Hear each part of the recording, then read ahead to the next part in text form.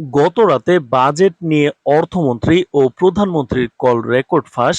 Pay scale বাবদ ৪৫,০০০ কোটি টাকা বরাদ্দের নির্দেশ।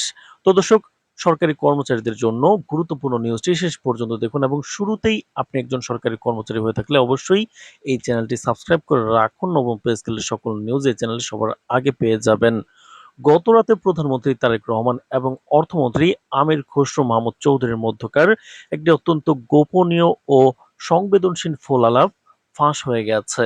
দীর্ঘ সময় ধরে চলা এই কল রেকর্ডে ২০২৬-২৭ অর্থ বছরের বাজেট এবং সরকারি কর্মকর্তা কর্মচারীদের বহুল প্রতীক্ষিত নতুন পে স্কেল নিয়ে চূড়ান্ত কিছু সিদ্ধান্ত গ্রহণের চিত্র উঠে এসেছে।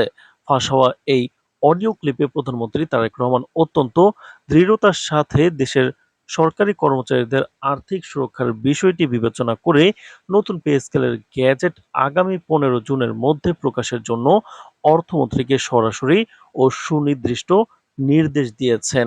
একই সাথে আগামী ১ জুলাই থেকে যেন এই নতুন পে স্কেল শতভাগ বেসিক বা মূল বেতনের ভিত্তিতে কোনো প্রকার ধাপ বা কিস্তি ছাড়াই একবারে এক ধাপে ১০০% বেসিক কার্যকর করা হয়, সেজন্য বাজেটে পর্যাপ্ত অর্থ বরাদ্দ রাখার জন্য কঠোর নির্দেশনা দিয়েছেন দেশের সরকার প্রধান।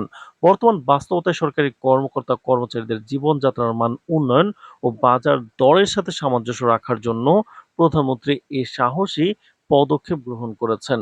পূর্বে অর্থ মন্ত্রণালয় এবং সংশ্লিষ্ট বাজেট প্রণয়ন কমিটির প্রাথমিক খসড়া অনুযায়ী এই নতুন পে স্কেল বা বেতন কাঠামো বাস্তবায়নের জন্য বাজেটে ২৫,০০০ কোটি টাকা বরাদ্দের একটি পরিকল্পনা চূড়ান্ত করা হয়েছিল।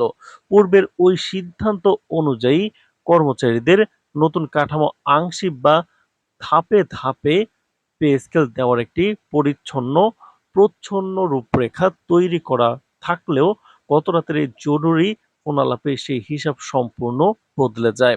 তো দর্শক, ভিডিওটির এই মুহূর্ত পর্যন্ত যারা দেখছেন অবশ্যই চ্যানেলটি সাবস্ক্রাইব করে রাখুন নবম পে স্কেলের সকল নিউজ সবার আগে পেতে।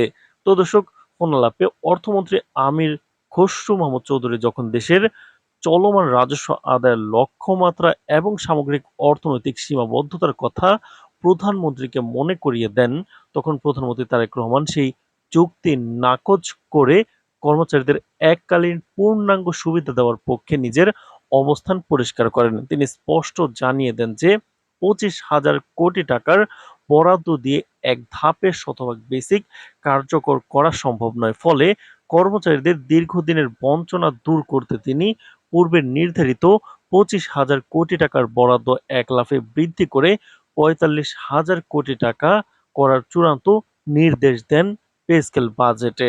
তো প্রধানমন্ত্রীর এই আকস্মিক ও বড় ধরনের আর্থিক সিদ্ধান্তের পর অর্থমন্ত্রী আমির খসরু মাহমুদ চৌধুরীকে ফোনালাপে কিছুটা হিসাব নিকাশ পুনর্বিন্যাস করার তাগিদ দিতে শোনা যায়। তবে তিনি সরকার প্রধানের এই জনকল্যাণমুখী ও প্রগতিশীল সিদ্ধান্তের প্রতি শ্রদ্ধা জানিয়ে দ্রুততম সময়ের মধ্যে অর্থ মন্ত্রণালয়ের সংশ্লিষ্ট কর্মকর্তাদের বাজেট রূপরেখা পরিবর্তনের নির্দেশও দিয়ে দেন।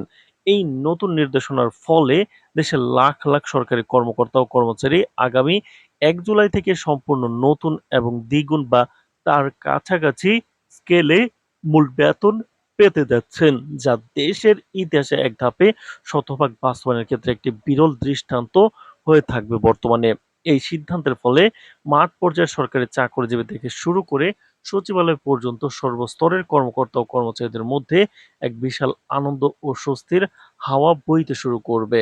কারণ আগে বলা হয়েছিল পে স্কেল ধাপে ধাপে দেওয়া হবে, তবে এখন জানা গেল শতভাগ এক ধাপেই দেওয়া হবে, যা সরকারি চাকরিজীবীরা চেয়েছিলেন। তো দর্শক, ভিডিওটির এই মুহূর্ত পর্যন্ত যারা দেখছেন অবশ্যই চ্যানেলটি সাবস্ক্রাইব করে রাখুন পরবর্তীতে নবম পে স্কেলের সকল নিউজ সবার আগে পেতে।